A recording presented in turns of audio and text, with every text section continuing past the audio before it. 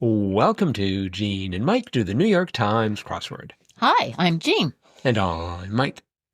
And today we are doing the crossword for Thursday, March 26th, 2026. So, on a very numerically appealing day, Yes. 3/26/26, how did you find today's crossword? I liked it. Good. I thought it was great. Mm-hmm. And I don't often say that about Thursday puzzles, but this one was quite good. Yes. It had a theme that was challenging, and yet I made it through. I did it with our daughter, and she was instrumental in figuring out the theme. And once we got the theme, it all sort of fell into place. So, Yes.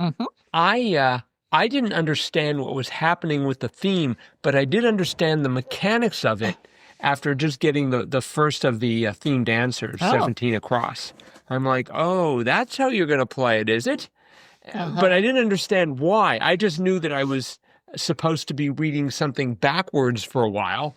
And I was just like, okay, I'm reading it backwards. And then when I got to the revealer, that made it a lot more interesting as far as crosswords are concerned. So maybe we should talk about that theme. Okay. Well, I'm going to start with the revealer because you really kind of need to know that. So that was 58 across. Make a rude gesture or a hint to answering the themed clues.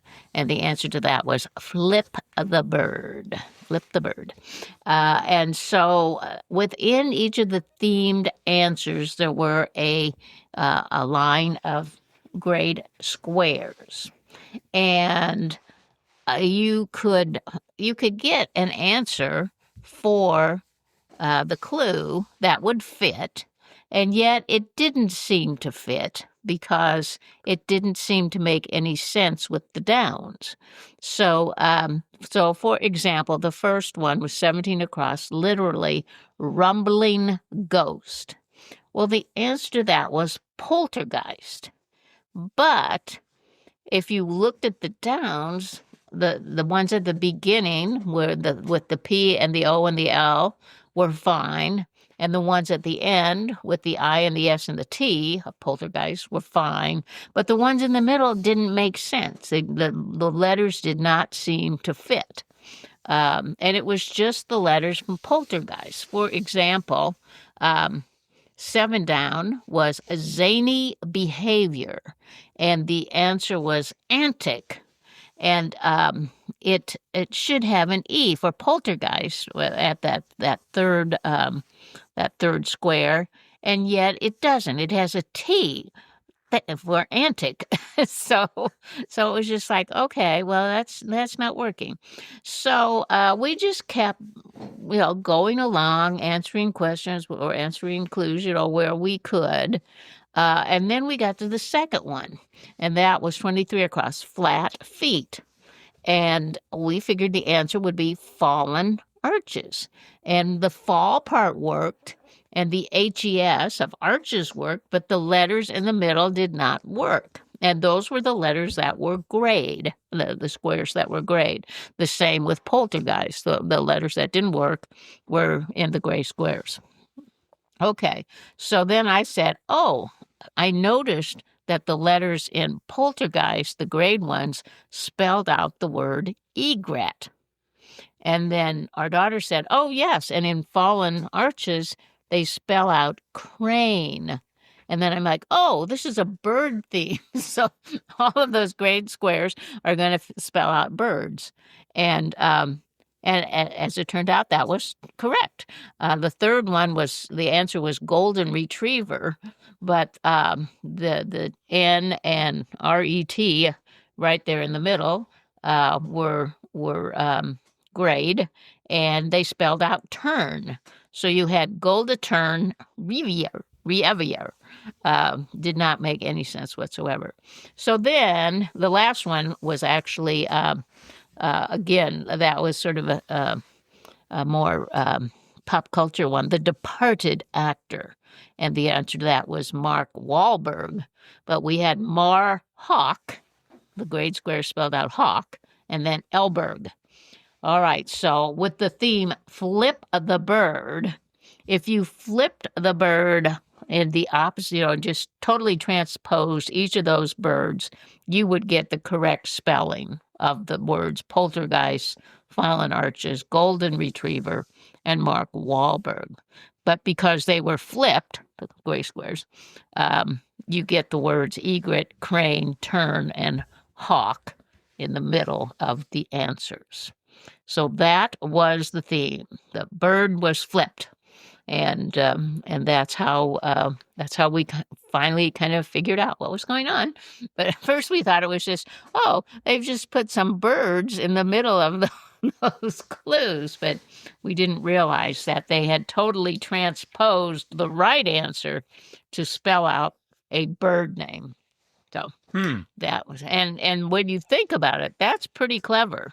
When you think, okay, well, let's see, what would be some words and phrases that you could take the middle letters, flip them around, and it would be the name of a bird. Like Mark Wahlberg, if you flip out the K of Mark on the W-H of Wahlberg, you get Hawk. To think of something like that wouldn't be easy. So I was duly impressed.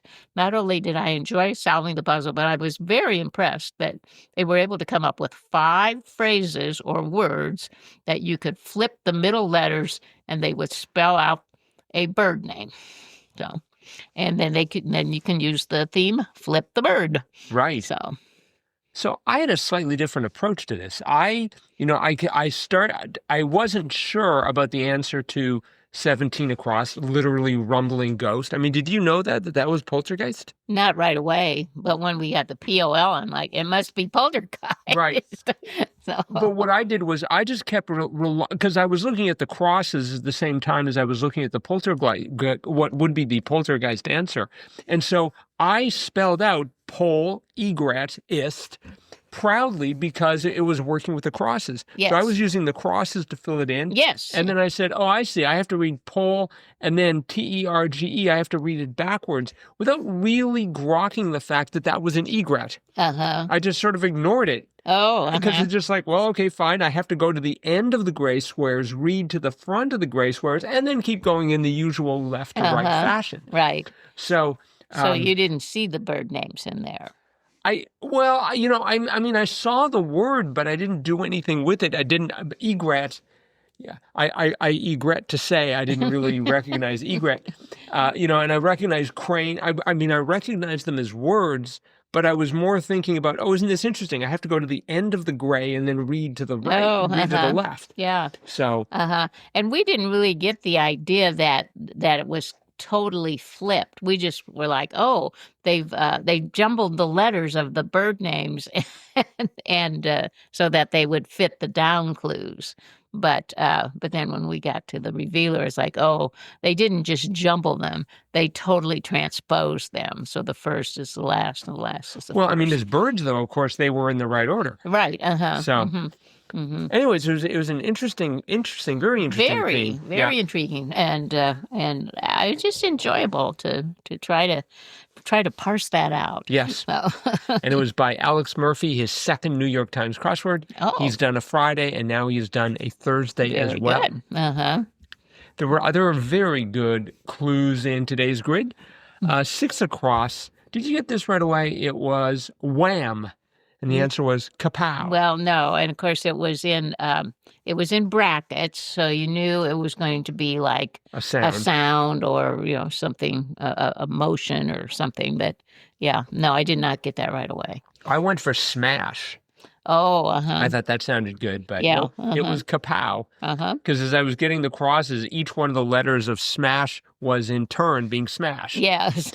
So like 10 down, wag was wit, rather than whatever I had that started with an H. And so forth.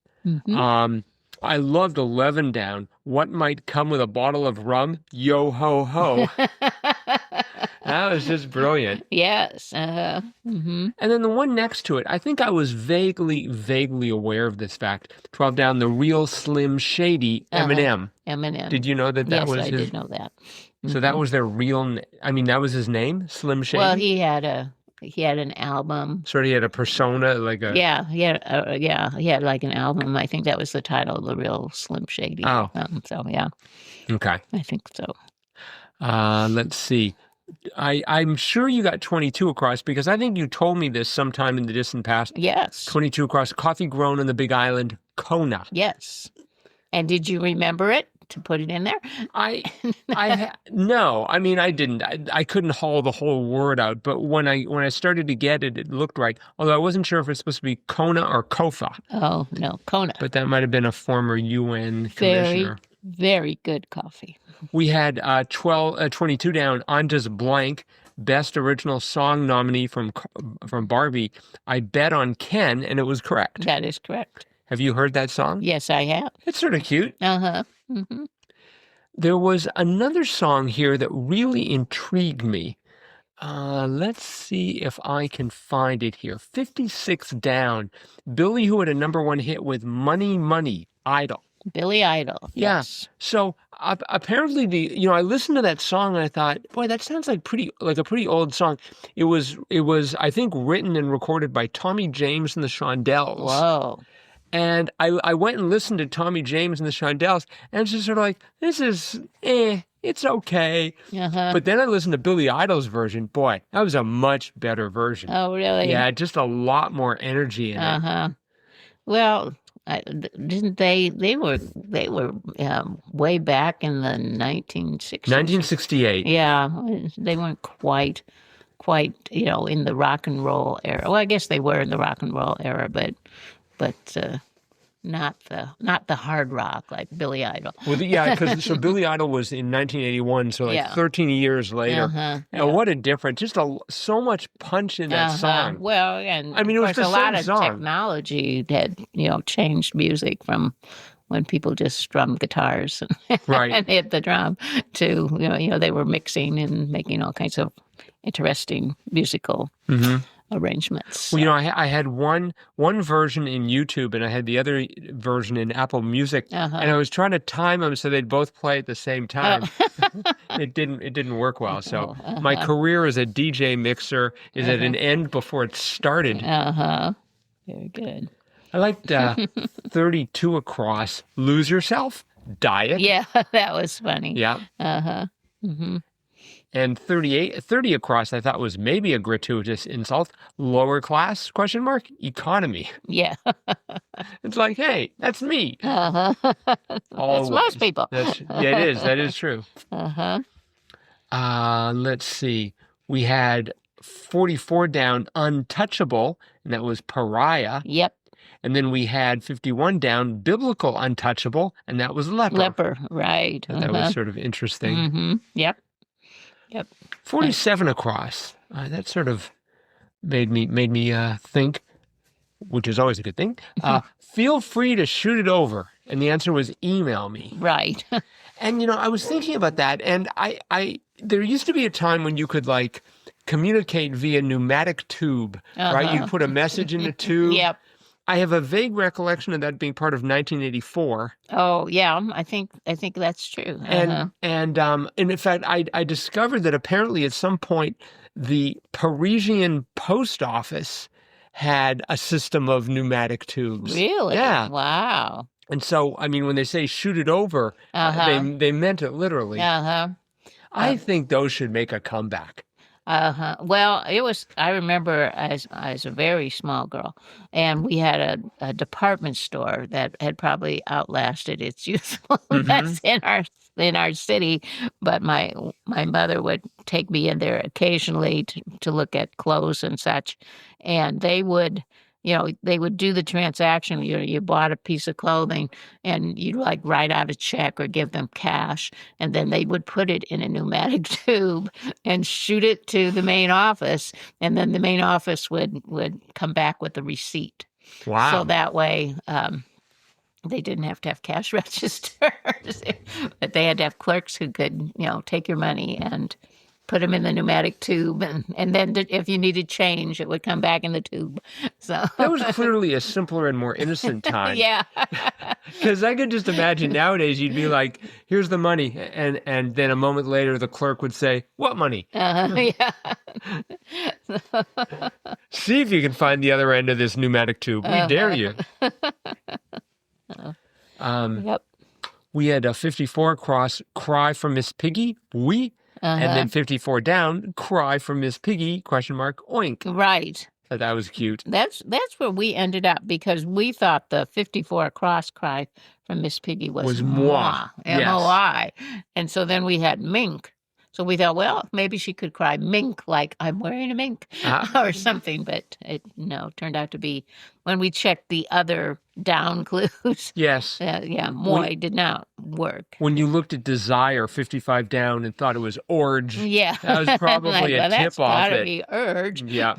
So. And then, of course, you would have had, well, you still would have had idol. Yeah, we had the I for idol. But, yeah. In that same corner, we had 64 across, star on the Hollywood Walk of Fame. And I thought Bart Starr. Because I had a vague recollection of the name Bart Starr. Famous Green Bay Pepper. Right. Not as famous as the correct answer, which was Ringo. I know. And I am ashamed to say our daughter knew that. I'm like, who would that be? Star. She's really? Like, she's like, would it be Ringo? I said, oh, shoot. Yes, it would be. You didn't know that? I you knew that. When she said Ringo, I knew it just fine. But I'm like, it just did not come to me that he would have a star on the Hollywood Walk of Fame. But he was in movies, so yeah. I would imagine the other three Beatles had them as well. Right. You'd hope. And maybe even the Lost Beatle, whatever their name was. Lost. Was it, let's see, they had John, Paul, Ringo, and George. And Bart. Right, Bart Starr. Bart was the Lost Beatle who eventually became a football coach. Was he a long-lost cousin of Ringo's? Were they related at all? There was some other Beatle, right? The there fifth was, Beatle. Yes. But I don't really know that story very well. Let's see. We had 66 across. Solar revolutions was years. I actually took exception to that. I thought it was the Earth that revolves. It's the Earth's revolution about the sun rather than the solar revolution. That would imply the sun's going around something else. I kind of wondered about that too, but I thought, well, maybe that's what they call it. When something goes around something, it's the solar revolution. Well, part of me thinks this has been clearly fact-checked by the New York Times. Part of me thinks these are people who were like English majors. They didn't go into the hard sciences, but it was a great crossword nonetheless. I did enjoy it. A game by Alex Murphy. I'd say worth 5 squares in the Jam Series. Oh, yeah, definitely. All right, we are unanimous in this.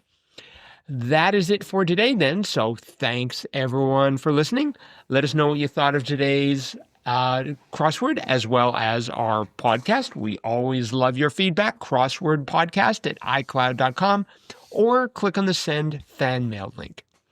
We will be back again with our cutting edge analysis of Friday's crossword tomorrow. Bye-bye.